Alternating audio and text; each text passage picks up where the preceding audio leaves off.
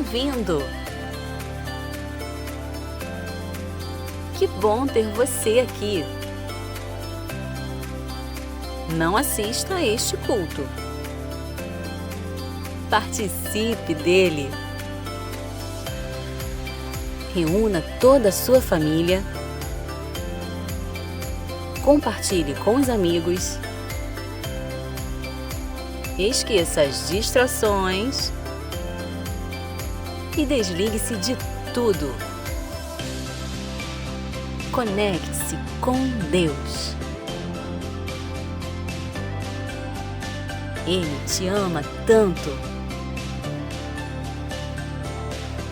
Ele tem algo para você hoje. Não importa onde você está.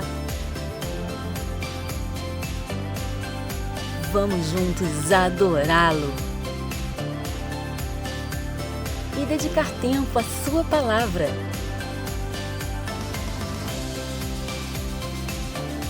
O culto vai começar.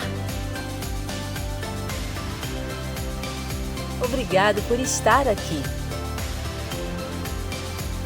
Deus abençoe sua família.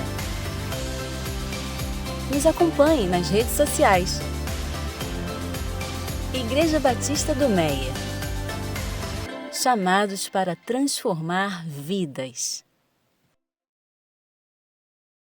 Boa noite, queridos. Deus abençoe você. Sejam todos muito bem-vindos a mais uma transmissão do nosso culto online, diretamente do nosso canal IBMeia. Hoje estamos gravados. Nosso culto foi gravado ao longo da semana, mas chegamos a você com a mesma alegria, com o mesmo entusiasmo e com o mesmo propósito de abençoar você, sua família e todos os que à sua volta poderão também ser abençoados pela multiplicação do amor de Deus a partir da sua vida. Hoje é domingo, 14 de fevereiro, é aquele domingo meio atípico, porque em tempos de normalidade seria um domingo, chamado domingo de carnaval, em que teríamos tido apenas o culto da manhã presencialmente e à noite não teríamos o nosso culto. Mas como estamos nesta fase diferente, em que não temos cultos presenciais, estamos online ainda, decidimos como equipe de culto proporcionar a você, em casa, talvez alguns de plantão, ou outros ainda fora da cidade, aproveitando aí esse feriado, meio não feriado, para descansar, e a gente quer aproveitar este tempo. Quanto mais tempo, melhor, para estarmos juntos celebrando o amor de Deus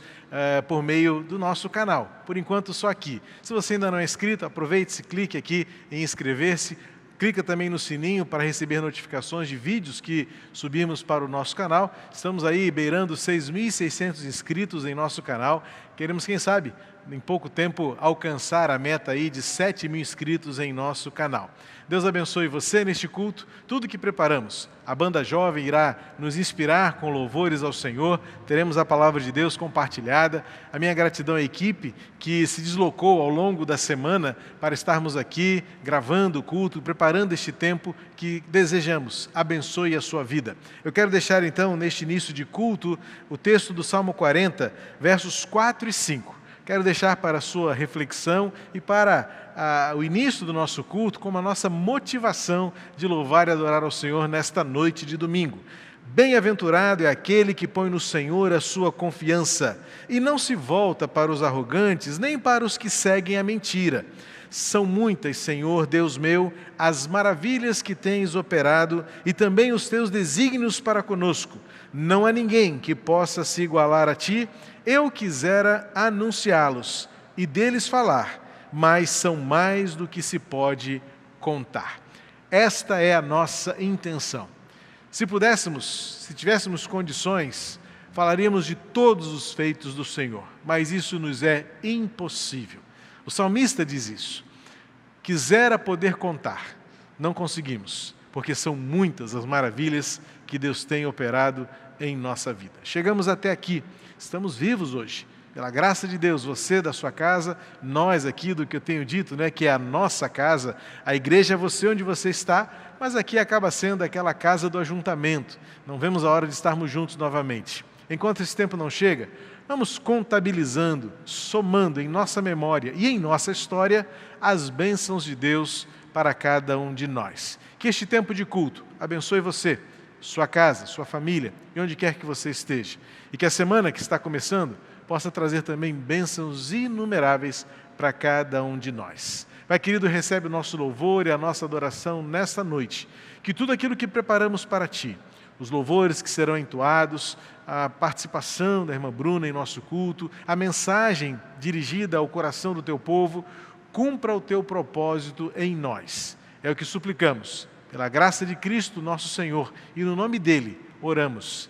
Amém. Vamos louvar o Senhor, nossa banda jovem, nossa juventude aqui à frente do nosso louvor desta noite irá nos conduzir em cânticos ao Senhor. Cante conosco, não ouça apenas, não é um culto para você assistir, é um momento para você celebrar, cultuar ao Senhor, entregar o seu coração e desde agora fazer uma pergunta: como eu posso ser diferente a partir deste tempo de celebração ao Senhor, o nosso Deus? Vamos louvar o Senhor e já já a gente volta para continuarmos este tempo de celebração ao nosso Deus.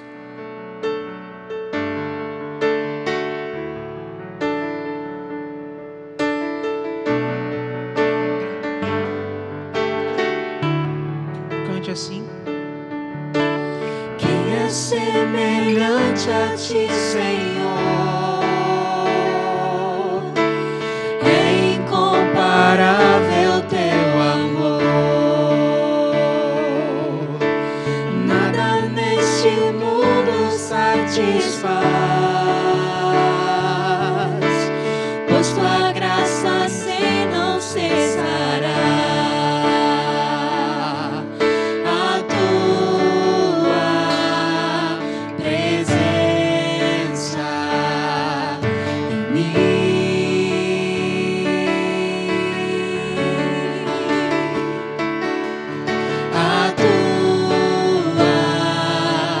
Presença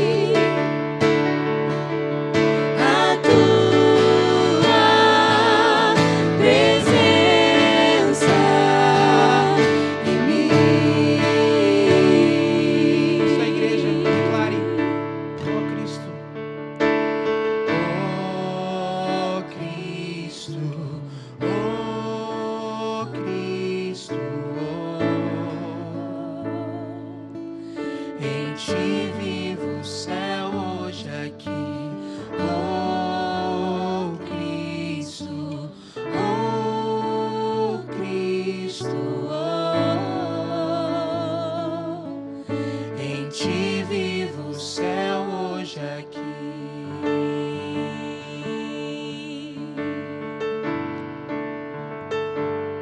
Ó Senhor, sentimos a tua presença nessa noite, Pai.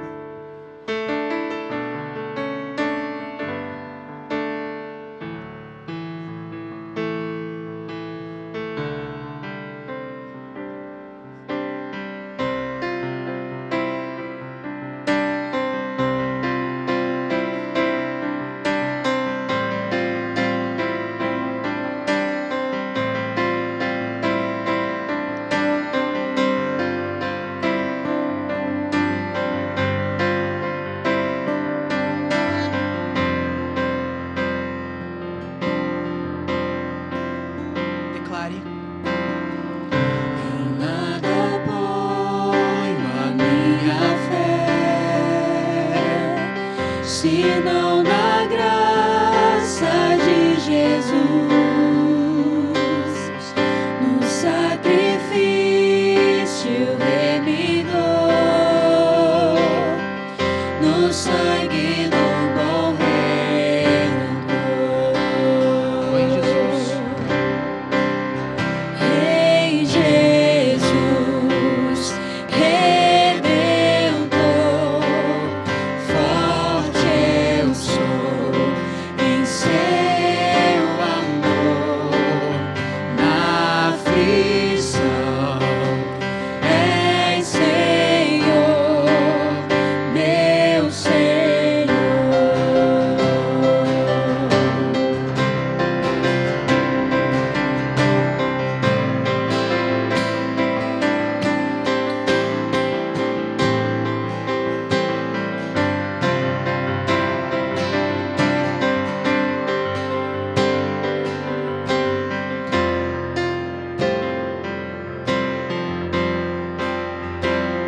Cante.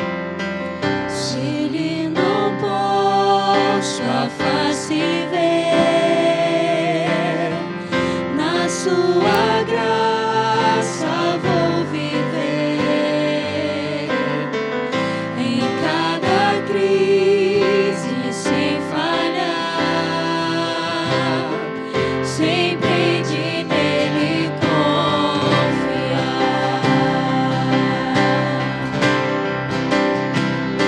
Em Jesus, Redentor, forte eu sou em seu amor, na aflição, és Senhor, meu Senhor. Em Jesus. Em Jesus, Redentor, forte eu sou em seu amor, na aflição, és Senhor, meu Senhor.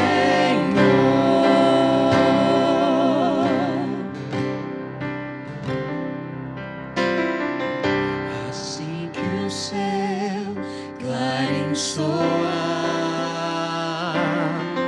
irei com ele me encontrar. Me alegrarei na redenção, Aleluia. com todos que no céu estão. Assim que o seu clarim soar, Assim que o céu clarim soar, irei com ele me encontrar. Me alegrarei na redenção, com todos que no céu estão. em Jesus. Em Jesus,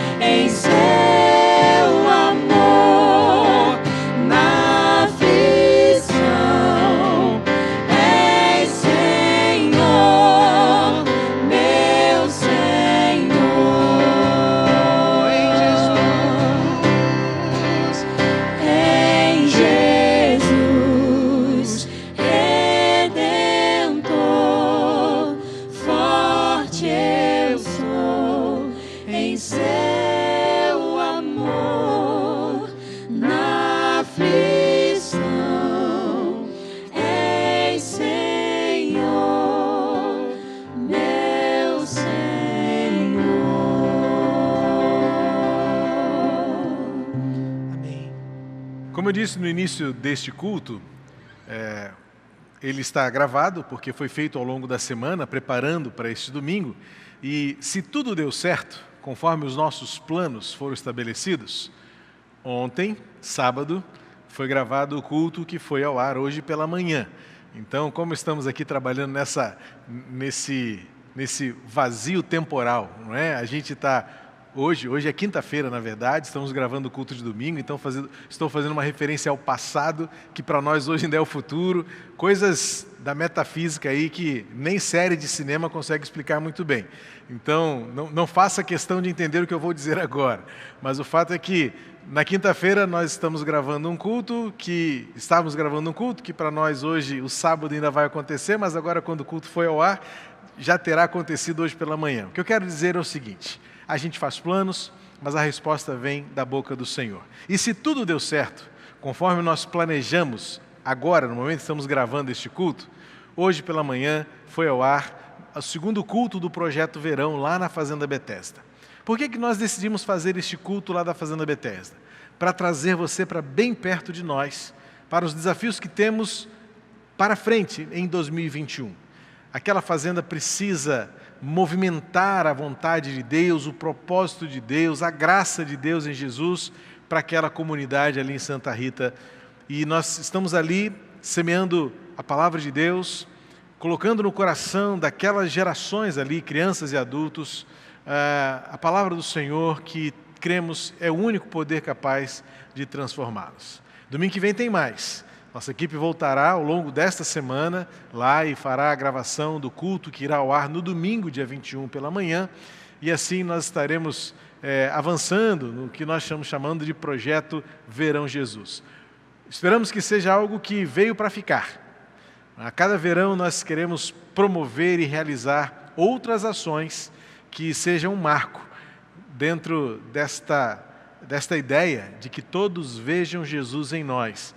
Por isso, o trocadilho do substantivo com o verbo, não é? Verão, Jesus. É a estação verão, mas também é o propósito que todos vejam Jesus em nós por meio do nosso jeito de viver. Então, nós contamos com você, porque já estaremos trazendo notícias lá da Fazenda Betesda, projetos que queremos realizar ali, o Instituto Transformar, desenvolvendo ali ações que abençoem aquelas vidas ali no entorno da fazenda. Você é nosso convidado para conhecer aquele lugar.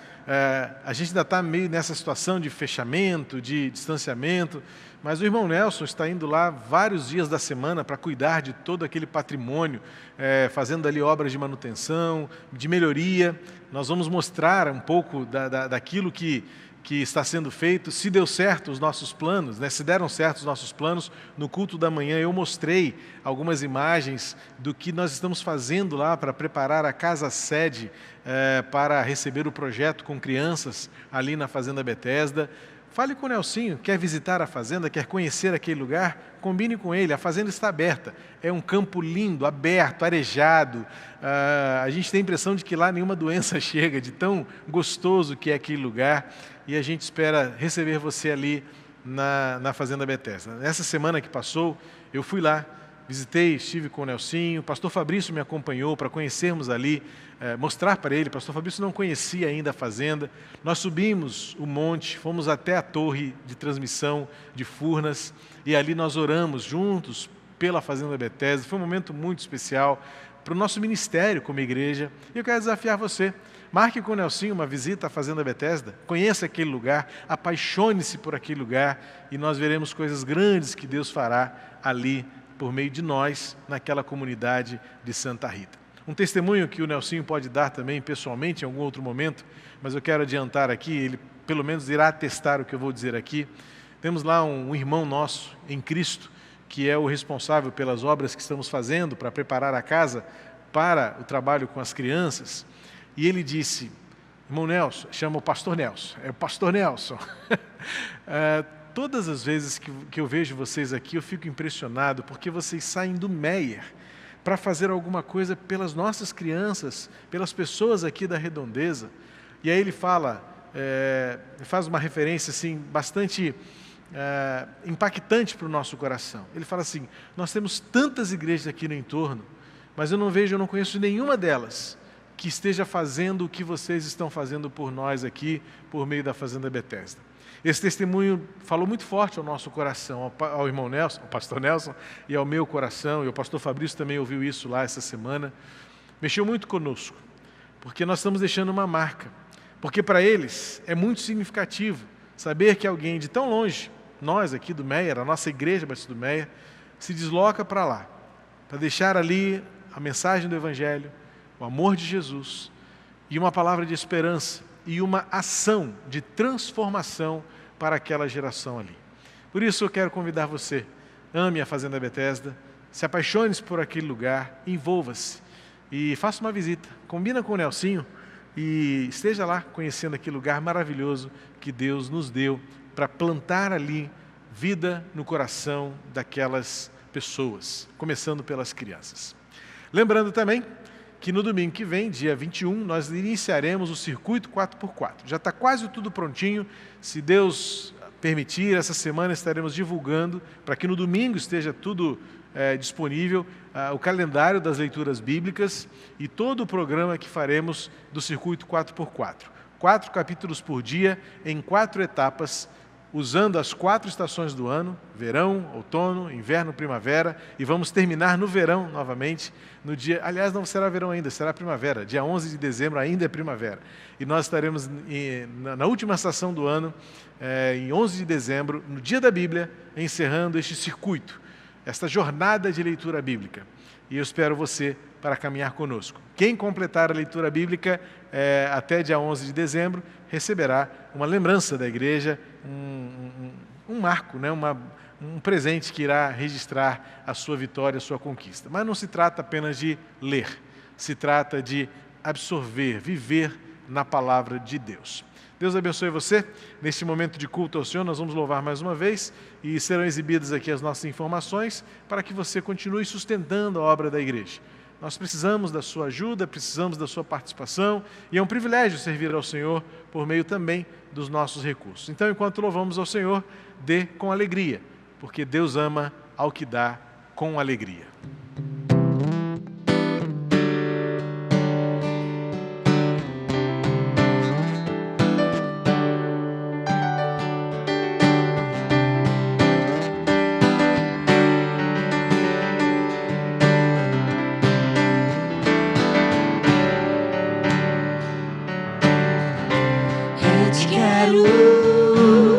Mais do que o ouro, eu te quero.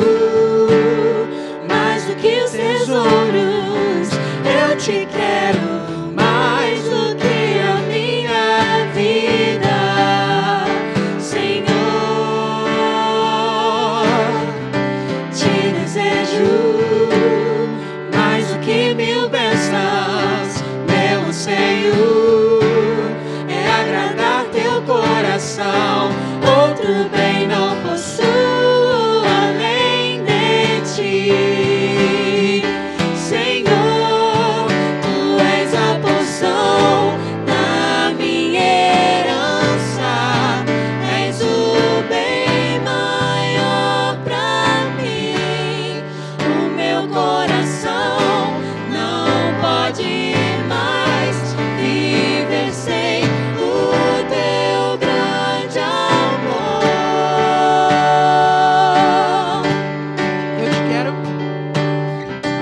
Eu te quero mais do que o ouro.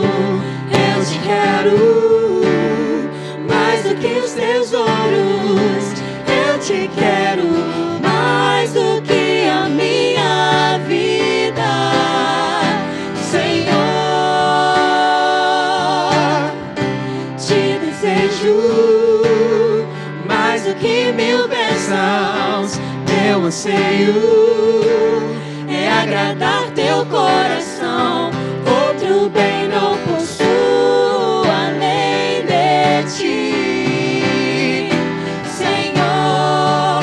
Tu és a porção da minha herança, és o bem maior pra mim. O meu coração não pode mais viver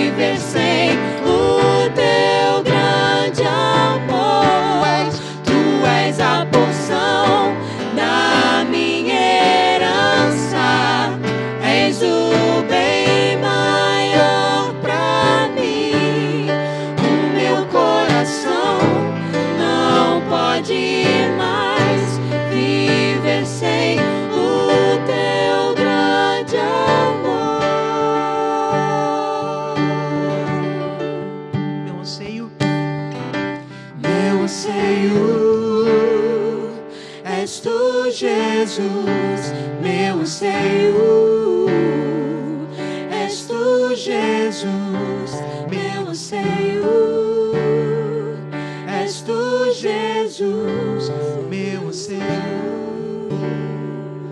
és tu, Jesus.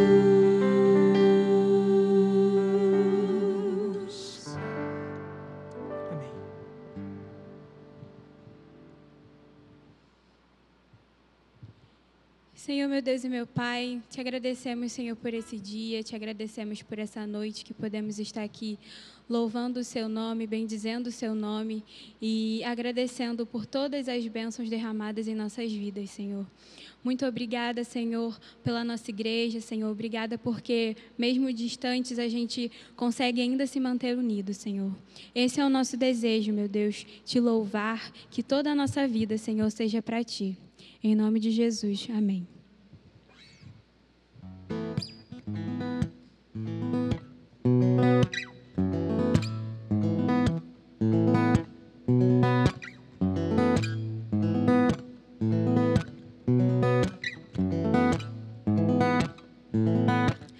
Me deixa viver pra Deus, me deixa exaltar seu nome, porque Ele deu seu Filho por mim. Ele pagou um preço de sangue, Cordeiro Santo, morreu por mim. Sacrifício perfeito, só pra me ver sorrir. Tu és o motivo da minha canção. Tu és o alvo da minha adoração. Tudo que eu faço é pensando em Ti. Tudo que eu quero é viver pra Ti. É Tua minha vida, é meu, Teu querer. Sou totalmente Teu, eu vivo pra Você.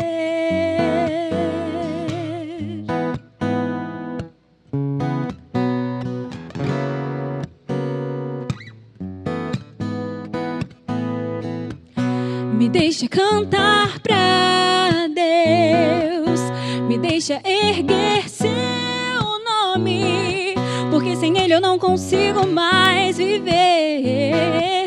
Só Ele pode me satisfazer. Cordeiro Santo, morreu em meu lugar. Sacrifício perfeito, só pra me salvar. Tu és o motivo da minha canção. Tu és o alvo da minha adoração. Tudo que eu faço é pensando em Ti. Tudo que eu quero é viver pra Ti. Tua minha vida é meu, o Teu querer. Sou totalmente Teu. Cordeiro Santo, aquela cruz era pra mim, mas com amor e graça tomou ela pra si. Então me deu motivos pra sorrir, me deu vida, mas com amor e graça tomou a cruz pra si. Então me deu motivos pra sorrir, me deu vida. Tu és o motivo da minha canção. Tu és o alvo da minha adoração. Tudo que eu faço pensando em ti. Tudo que eu quero é viver pra ti. Tua minha vida é meu, o teu querer. Eu sou totalmente teu. Oh, é tua minha vida é meu, o teu querer. Eu sou totalmente seu. É tua minha vida é meu, o teu querer. Eu sou totalmente teu. Eu vivo pra você.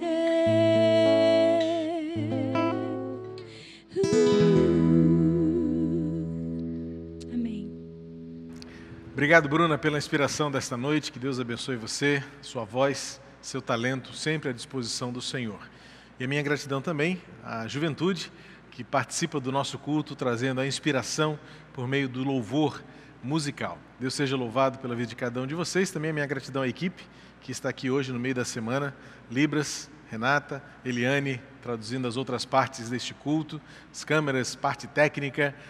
Separamos uma noite da semana para preparar este culto ao Senhor e que promova em você vida por meio da palavra de Deus. Quero convidar você a abrir a sua Bíblia e acompanhar comigo a leitura que se encontra no livro do Êxodo, capítulo 5, verso 20 em diante. Vamos até entrar um pouquinho no capítulo 6, porque, como eu sempre digo para você, a Bíblia não foi escrita em capítulos e versículos. Ela foi um registro histórico, uma narrativa, né?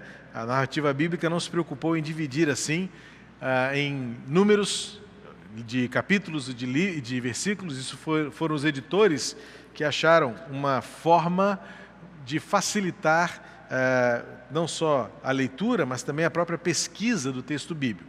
Então, muitas vezes, você já acompanhou comigo as pregações que não se limitam a uma questão de capítulo ou versículo. Isso depende muito da própria coesão do texto. Então, convido você a abrir a sua Bíblia e acompanhar comigo, ou acessá-la aí em Êxodo capítulo 5, versos 20 até o capítulo 6. Vamos ler o versículo 1, que é o trecho que conclui a parte bíblica de onde tiraremos lições preciosas para a nossa vida. Esse tempo, essa semana também que passou, estamos trabalhando aí os planos para 2021 em se tratando de igreja, mas também com um olhar já a longo prazo, olhando no futuro mais distante. E é do homem, é natural dos homens, das organizações, sentarem-se para olhar para o futuro, idealizarem cenários, pensarem no que acontecerá, traçarem estratégias, caminhos, possibilidades. É o que nós chamamos de planejar a vida. Mas muitas vezes nós precisamos, ao planejar, nos prepararmos para as realidades inesperadas, impensadas. Por mais que num planejamento, seja ele pessoal, familiar ou organizacional, a gente consiga antever algumas situações, nunca seremos capazes de dominar todas as situações. Então, imprevistos são previstos. E a gente tem que sempre estar preparado para encarar e nos depararmos com realidades desconhecidas, surpreendentes, imprevistas e inesperadas. Esse texto de Moisés, esse momento na história de Moisés, nos ajuda a enfrentar situações inesperadas quando nós temos uma expectativa, quando nós achamos que a maneira como pensamos reagir ou agir diante de algumas situações nos surpreendem, nos frustram, e a gente então precisa redefinir a nossa caminhada e refazer os nossos planos. Eu gosto muito de pensar que muitas vezes os nossos planos saem literalmente dos trilhos, como a gente diz, né, no popular. A gente acha que a locomotiva vai andar sempre tranquila ali, mas há algum percalço, há um desvio não previsto ou até mesmo há um descarrilamento não desejado. E como a gente deve fazer, como a gente deve reagir quando aquilo que nós planejamos, aquilo que nós intencionamos, a nossa vontade, os nossos ideais, a nossa forma de ver o futuro nos frustra ou nos surpreende? Esse texto, esse momento na vida de Moisés vai nos ajudar. O momento aqui na verdade, é um momento que tem a sua origem lá no capítulo 4. Esse momento aqui já é o momento final de um trecho, uma passagem na vida de Moisés, quando ele foi trazido de volta para o Egito para liderar o povo na saída milagrosa que Deus deu ao povo do cativeiro egípcio. Esse trecho vai mostrar a primeira tentativa, ou seja, a primeira investida que Moisés faz, que para ele seria a única. Moisés vai a Faraó e diz assim: olha, Faraó, Deus me colocou aqui para liderar o povo e nós vamos sair daqui, acabou o cativeiro e ponto final. Moisés se surpreende com a resposta porque ela é contrária às suas expectativas. Moisés tinha um entendimento da realidade e naquele momento Deus o surpreende com o inesperado, com o imprevisto. E a reação de Moisés nos mostra alguém como eu e como você, que reage mal ao imprevisto, ao momento do descarrilamento da locomotiva. E o que fazer então quando nós somos surpreendidos pela frustração? Quando nós somos pegos de surpresa pelo imprevisto e as nossas expectativas são frustradas. Vamos ler o texto e eu quero, com o texto, ajudar você, como me ajuda esse texto, a enfrentar o imprevisto. E a nossa ação e reação quando os nossos planos, as nossas expectativas saem dos trilhos da estabilidade. Diz assim, Êxodo capítulo 5, verso 20 em diante. Quando saíram da presença de Faraó, encontraram... Vamos ler mais um pouquinho mais adiante, acho que para a gente entender melhor. As lições estão a partir do versículo 20, mas eu faço questão de ler um pouquinho antes para você entender o contexto.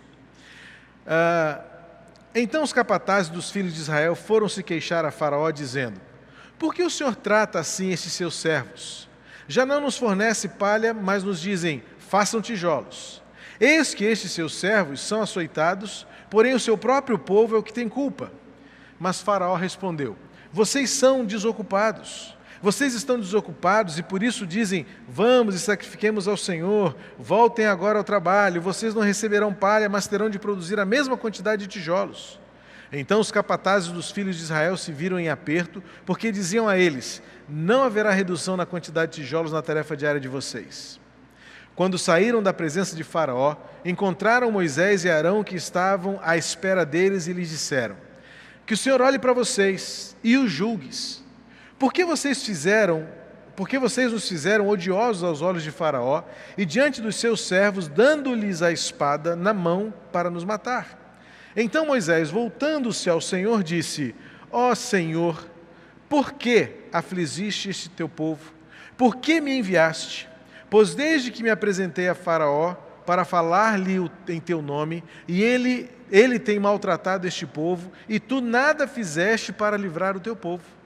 Então o Senhor disse a Moisés: agora você verá o que vou fazer a Faraó, pois por mão poderosa os deixará ir, e por mão poderosa os expulsará da terra. Esse texto começa lá no capítulo 4. Este momento, esse contexto aqui, ele tem seu início lá no capítulo 4. Nós estamos no capítulo 5, em que já acontece aqui a punição. Faraó diz que os escravos hebreus deveriam construir a mesma quantidade de tijolos, mas com menos insumo, menos palha para dar consistência, menos matéria-prima e chicotes em cima deles se não cumprissem as metas, castigo, punição, vergonha, humilhação. E aí os líderes do povo, que não era nesse caso Moisés e Arão, eram líderes dos trabalhadores, foram até Faraó e disseram: olha, por que está fazendo isso? O que aconteceu que nós estamos tendo que fazer a mesma quantidade de tijolos, com menos matéria-prima, com menos insumos, e sob ameaça, sob açoites? E aí Faraó explicou: sabe por quê? Porque vocês são preguiçosos, vocês são vagabundos, porque toda hora vocês estão dizendo que tem que sair para adorar, sacrificar o seu Deus, e o trabalho de vocês? Então voltem, façam o trabalho de vocês, porque essa é a minha ordem. Ao saírem da presença de Faraó, você leu a partir do versículo 20, eles vão a Moisés. e colocam Moisés contra a parede e dizem assim: olha, Moisés, desde que você chegou aqui com esse papinho de que Deus vai tirar a gente do cativeiro e vai levar a gente para uma terra melhor, prometida, a gente só está sofrendo. Que história é essa de plano de Deus, de promessa de Deus, de propósito de Deus, se desde que você chegou aqui com essa conversinha para o nosso lado, a coisa só piora?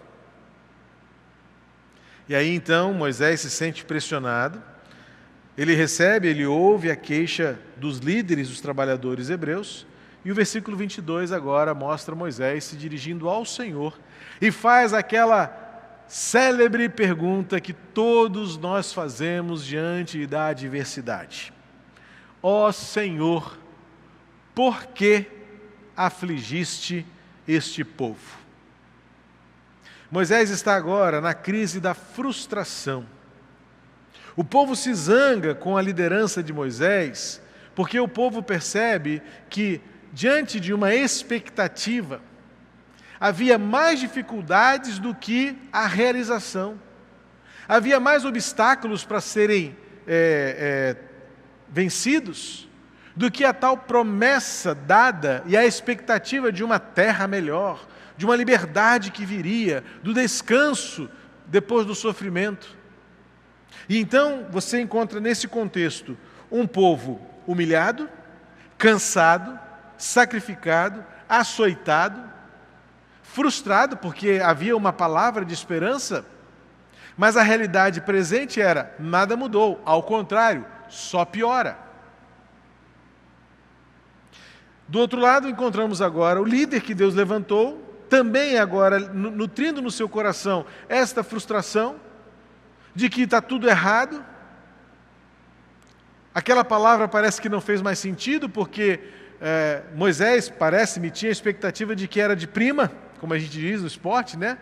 Era no chute primeiro, certeiro, e pronto, acabou, vou lá falar com o faraó, Deus é poderoso, Deus me mostrou o poder que ele tem, transformou a vara em serpente, depois voltou a ser vara, minha mão ficou enferma e depois ficou curada novamente, eu vi o que Deus é poderoso para fazer, então isso é mole para Deus. Mas na realidade do dia a dia, o que Moisés viu foi um faraó resistente, de coração duro, mau, injusto. E agora Moisés fica na crise e faz a pergunta que todos nós fazemos: por quê? Moisés, como eu e você, diante do sofrimento, diante da frustração, diante da negativa, exerce a sua liberdade, exerce a essência do que é ser gente como eu e você, de dizer para Deus por quê. Eu sei que muitas vezes a gente acaba desenvolvendo uma linha, né, teológica e bíblica de até colocar culpa naqueles que perguntam por quê. Não pergunte por quê, pergunte para quê. Já ouviu esse jargão? Faz algum sentido, mas não faz todo sentido. Porque a pergunta para quê nunca vai substituir a necessidade que nós temos de racionalizar e de encontrar alguma justificativa. Eu até diria que, amadurecendo a minha experiência, vivenciando a palavra de Deus, conhecendo melhor, dia a dia, o que eu ainda preciso conhecer cada vez mais, a inteireza das Escrituras, percebo que não são perguntas excludentes, no sentido de que não pergunte por quê, mas para quê, ou se você encontra a resposta para quê, você não precisa mais das respostas do porquê. Não. Isso significa que nós temos dentro de nós inquietações, frustrações, que precisam de respostas. E vamos perguntar para quem? Para o jornaleiro da esquina? Nós vamos perguntar a quem de fato terá autoridade de nos responder. E é o que Moisés faz: Senhor, por quê? Por que isso está acontecendo? Nas entrelinhas, a pergunta foi bem objetiva, mas eu poderia especular que deve ter sido uma oração mais longa. Talvez se Moisés, eu vou especular aqui, se eu fosse Moisés, eu diria para Deus, como muitas vezes eu digo hoje na minha vida com Deus: Senhor, eu fiz tudo certo.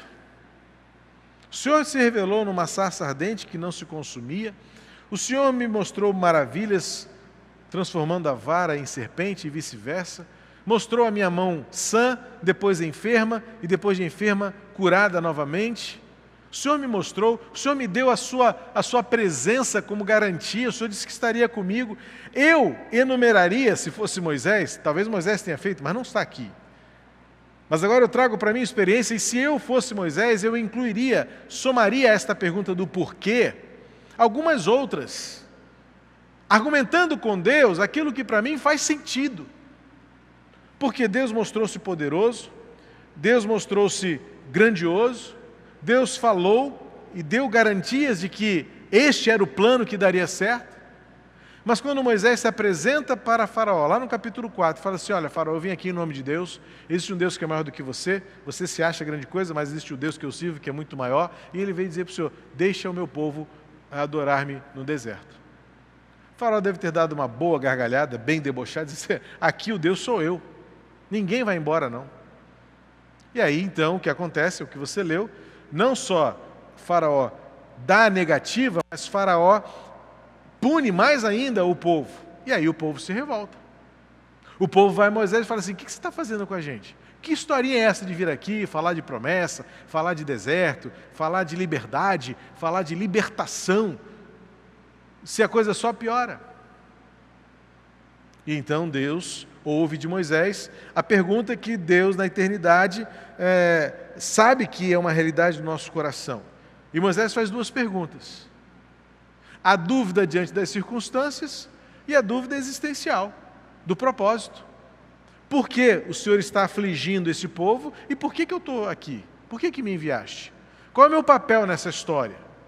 Diante da frustração, diante da negativa, diante da adversidade, é muito natural, é muito humano que nós façamos essas duas perguntas. Por que isso está acontecendo e por que logo comigo? O que eu estou fazendo aqui? Qual é o meu papel? Então, a partir desse texto, a gente pode aprender algumas coisas importantes, sem dúvida alguma.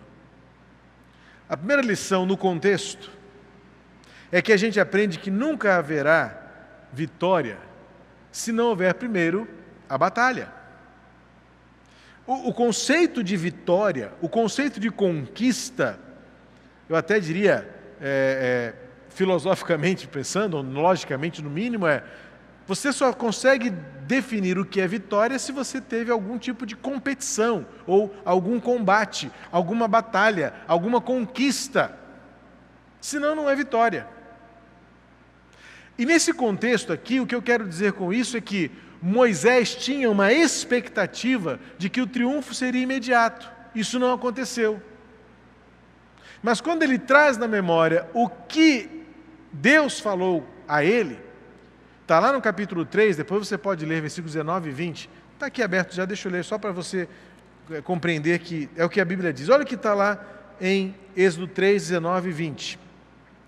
Deus falando agora para Moisés: eu sei, porém, que o rei do Egito não os deixará ir se não for obrigado por mão forte. Portanto, estenderei a mão e ferirei o Egito com todos os meus prodígios que farei no meio dele. Depois disso, o rei os deixará ir. Então, olha, aquela dicotomia do meme da internet, expectativa e realidade. A vida é assim. Moisés tinha uma expectativa de que o triunfo seria imediato. Nós temos essa expectativa. Você tem, porque eu tenho. Nós queremos o imediato, o ajato, o instantâneo. Aliás, o mundo hoje é instantâneo. Nós vivemos o tempo da velocidade. A expectativa da chegada do 5G é fazer com que tudo voe. E isso se reflete nesta necessidade que nutrimos de que tudo se resolva rapidamente. A gente não aguenta nem mais uma página demorar um pouco mais a carregar no celular. A gente manda uma mensagem do WhatsApp que é logo que o outro clique, apareça lá os dois Vzinhos azuis, lá o tiquezinho azul. E fica controlando. Eu vi que você leu, não me respondeu por que ainda? Porque a gente tem essa necessidade do retorno, da resposta imediata. E Moisés nutriu essa expectativa. Será um triunfo rápido, porque Deus é poderoso. Mas, em algum momento, na sua expectativa, ele apagou a realidade. Deus havia dito para ele antes: eu sei que vai demorar, prepare-se. Eu sei que Faraó tem um coração duro. E Faraó não vai deixar ir de mão beijada. Então isso nos ensina que a vitória muitas vezes pode demorar, mas quando ela vem maior. Porque o próprio texto lá, ainda em Êxodo capítulo 3, olha o que completa aqui, logo depois do versículo 21. Eu farei com que este povo encontre favor diante dos egípcios, e quando vocês saírem não será de mãos vazias. Deus tinha algo maior. A questão é que nós temos uma expectativa do imediatismo e não estamos preparados muitas vezes para depois, aguardando o tempo de Deus, recebermos a glória maior.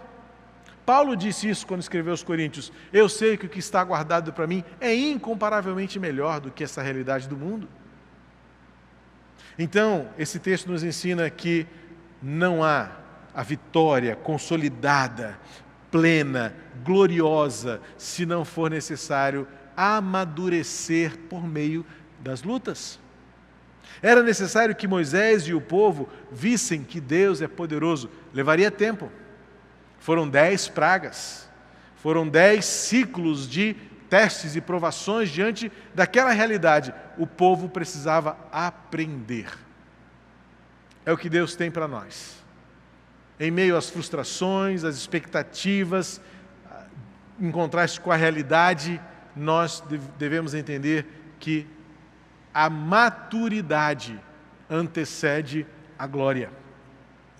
Essa é a primeira lição que eu olho nesse texto e depreendo com gratidão a Deus, porque Deus está sempre nos ensinando. A nossa expectativa pelo imediatismo frustra, mas quando nós recobramos na memória que Deus tem um tempo, Deus tem um jeito de fazer, então a gente descansa e confia. Moisés virou-se para Deus e colocou as suas queixas. Por quê? E o que eu estou fazendo aqui? Moisés entra nessa crise da frustração, na crise da decepção diante do imprevisto, porque ele tinha um plano, ele achava que ia ser rápido, talvez achasse que, não é que ele achasse que fosse ser fácil, mas não seria tão difícil quanto pudesse pensar, porque ele tinha na mente, Deus me colocou aqui, isso vai ser, Deus vai fazer e pronto. E ele tem a primeira frustração, não foi no tempo dele, não foi do jeito dele, e agora ele entra em crise. Mas sabe o que é lindo nesse texto? Para mim já é um indício da graça. Ele se queixa, ele rasga o coração diante de Deus, e ele fala, Deus, por quê? Por que que agora eu estou me sentindo pressionado pelos meus irmãos hebreus? Por que que o Senhor agora, eu olho e me sinto culpado porque eles estão sofrendo pelo que eu fiz como líder? Eu fico imaginando a crise de Moisés foi mais profunda do que o texto retrata. Talvez Moisés, a quem se atribui o registro do livro de Gênesis, Êxodo, Apocalipse, Gênesis, Êxodo, Levítico, Número, Deuteronômio, talvez tenha resumido aqui um pouquinho das suas emoções, mas eu acho que não foi uma crise tão rápida quanto é só de 2 perguntinhas, não. Eu volto a especular, talvez se eu estivesse no lugar de Moisés, eu falaria mais, como eu hoje falo muitas vezes. Não é só por quê,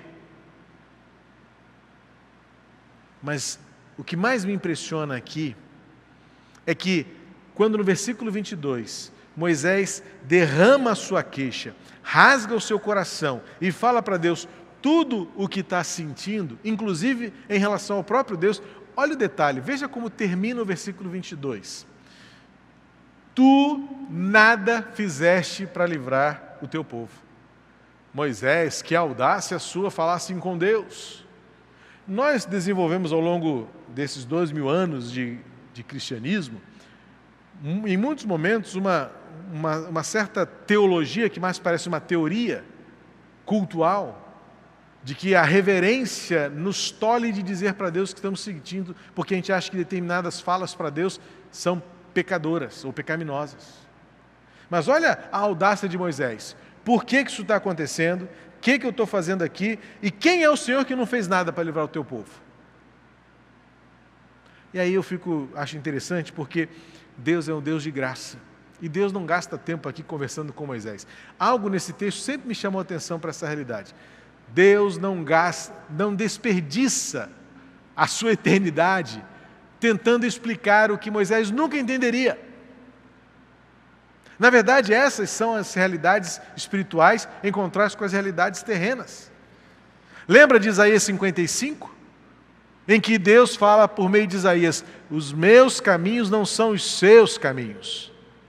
Assim como os meus pensamentos não são os seus pensamentos. E ele completa, Deus completa. Por quê?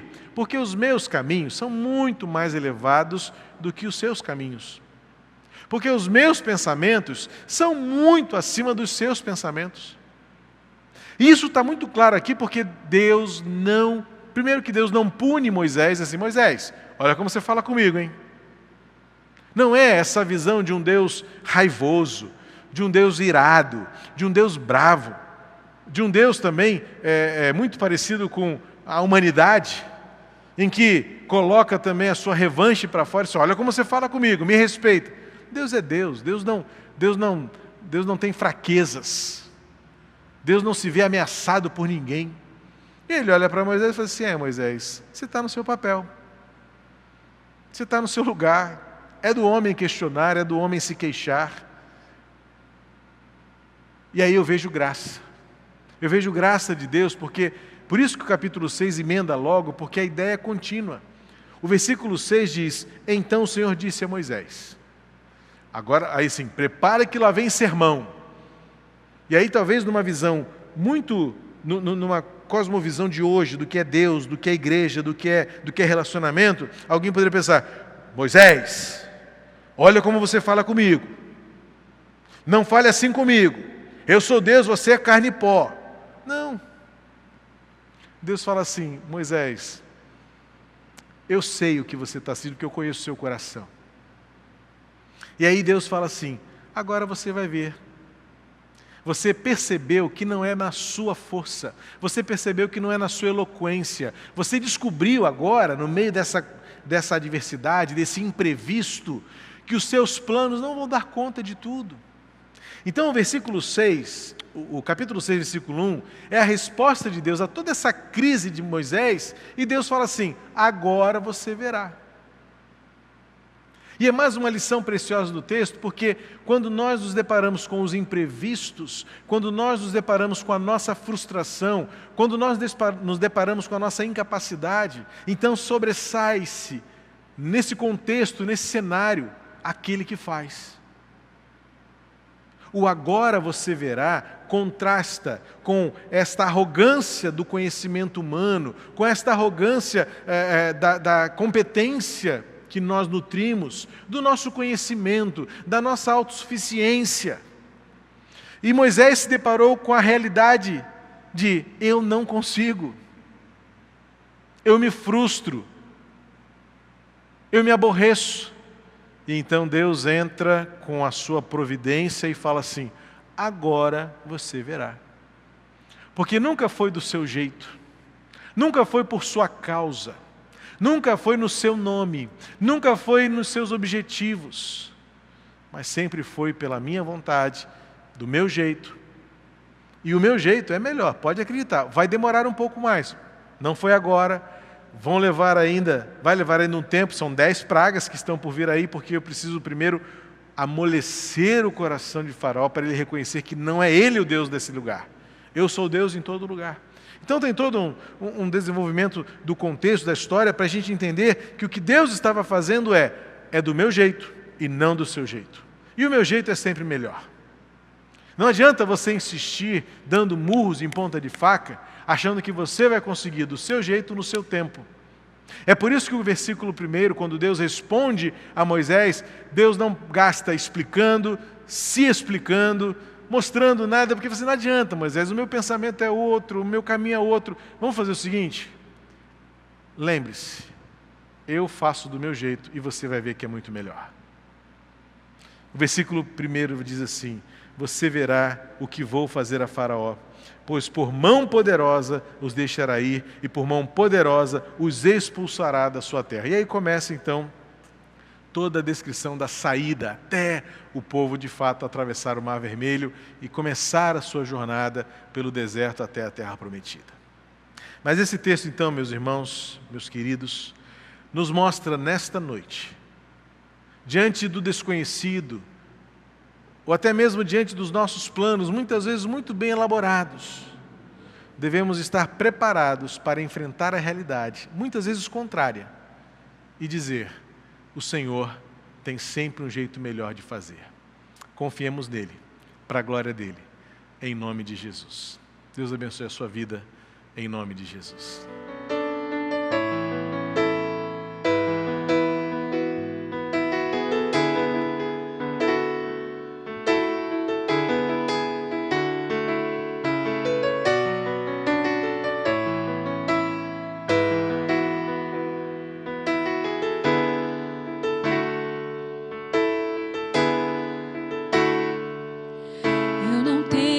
Que andar ansioso, se vou ter o que comer ou vestir. Se o Senhor veste os lírios do campo, o que mais não fará por mim? Eu não tenho que andar preocupado com os cuidados e os males do amanhã, pois até aqui o Senhor me sustentou.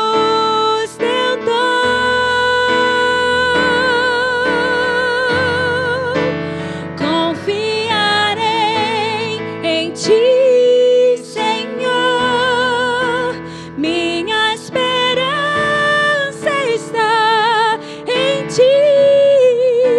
Não há maior prazer do que saber que o meu Deus cuida de mim.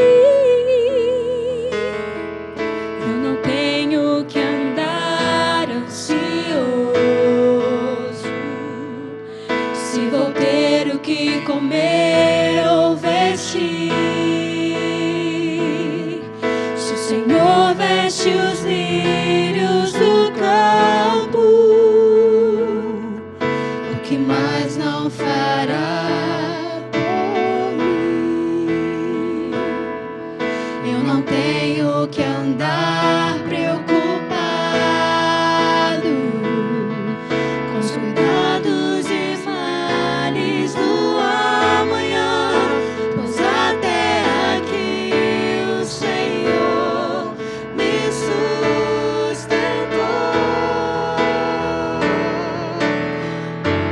Confiarei